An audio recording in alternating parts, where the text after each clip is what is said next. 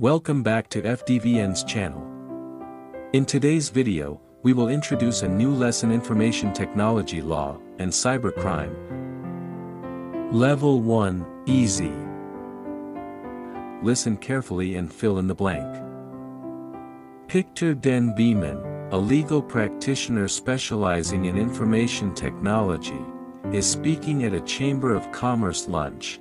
I'm sure you'd all agree that the development of information technology and e-commerce has presented exciting business opportunities. However, the increasing sophistication of the systems and applications available to end user has created significant legal challenges to individuals, companies, the legislature, and legal advisors. The technology necessary to access the Internet has also enabled innovative illegal activities. You'll be aware that these include the breach of computer security and unauthorized access to a computer, commonly known as hacking. There's also the distribution of illegally obtained content from databases, as well as virus writing or virus spreading achieved by attacks on insecure server, which lack adequate protection. In the UK, the Computer Misuse Act deals with such illegal use, and also the publication and distribution of material that may be used to aid hacking. Unfortunately, unless you have adequate security systems in place, your business is at risk.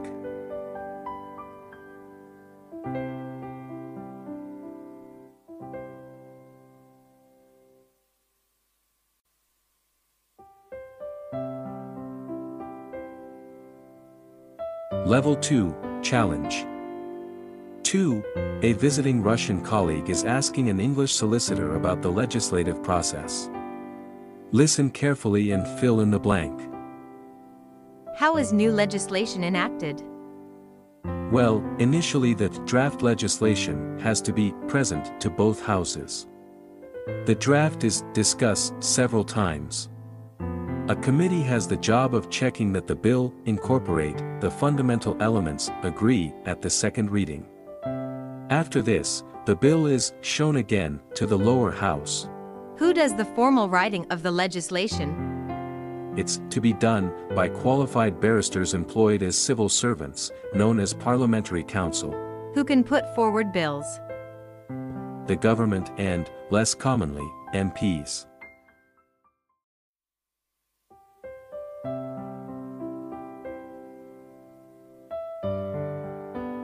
Level 3, Advanced. 3. Complete the article. Listen carefully and fill in the blank. International cyber crooks have found a new way to rip off the public.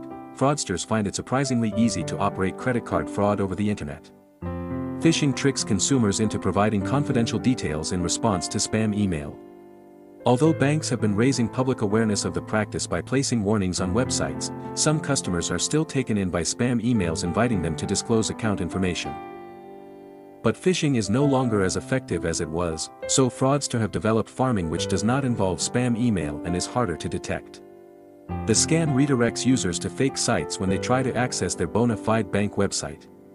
A customer logs on, normally using the address stored in his or her favorites folder, to what looks like the bank's internet banking site, but the customer is actually redirected to the fraudster site.